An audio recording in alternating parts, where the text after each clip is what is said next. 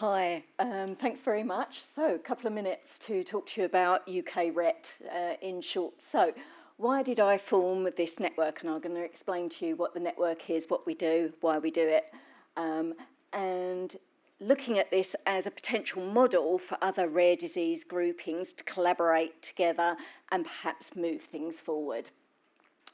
So the general idea for UKRET came from the fact that I represent a very ultra-rare form of epilepsy that my son has.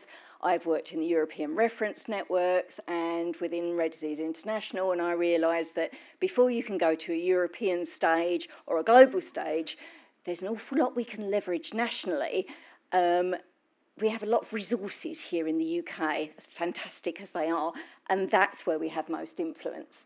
So I wanted to bring together like-minded UK charities. So we have many of the epilepsy charities have come together, disease-specific and the umbrella charities, growing all the time. I think we found another group here today, brilliant, to see what we can work on together.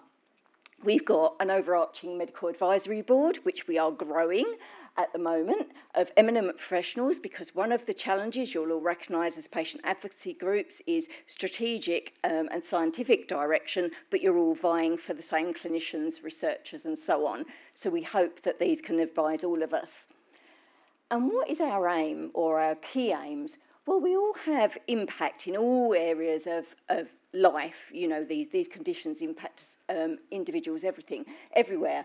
But we want to work together to effect change for those impacted by these really refractory epilepsies, those that don't respond to treatment, because we want to address the common unmet needs of the whole group, not the individual etiologies, if you like, because good to us looks like improving access to diagnosis, to treatments and to care, because there's not enough equity in this space. Our target stakeholders, whole combination of stakeholders, but notably not the families. That's what we do as individual disease-specific or umbrella support groups. We want to come together to influence policy, influence the NHS, influence pharma industry, biotech, to work with us collaboratively, collectively, because they won't work with us on an individual disease basis, not most of the ultra-nano diseases. And how do we work? Well, we work as a funnel, so that any of those stakeholders can bring one communication message to the whole group, all the underlying patient advocacy groups, same message, same time, one route in and one potential route back out. We can either respond individually or collectively. And also, we can do the same thing. We can reach out to stakeholders on the same basis, either individually or collectively, because we're stronger together as one voice. We have quarterly meetings, we share knowledge and opportunities on that basis.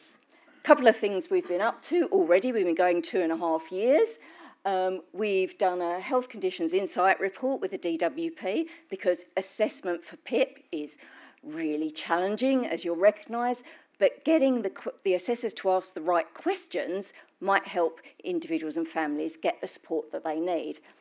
And we've done things like trying to get a shared stand at conferences like this, because there's not enough stands to go around, right? But you all want to be seen and be heard, and not enough funding, bodies on the ground, so we share the experiences. And we've got some joint research projects already in the pipeline. We've had some notable guest speakers, and the second of those, Charlie from Genomics England, led to us having a Genomics England roundtable, the first of its kind for a group of rare diseases.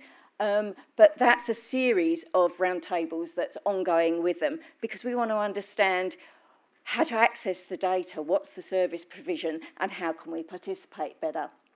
So we want to improve knowledge, we want more equitable access, we want more collective registries and research. You've heard about a lot of these things already today. We're formalising as a charity at the moment. We need to get some money in. If anybody's got any money, thank you very much, because, you know, you can't do anything without that, and address the next common challenge. So there we all are. If you'd like to reach out or send any groups our way, feel free to do so. And if you'd like to participate in the network as a stakeholder, come and talk to me. I'd love to hear from you. Thanks very much.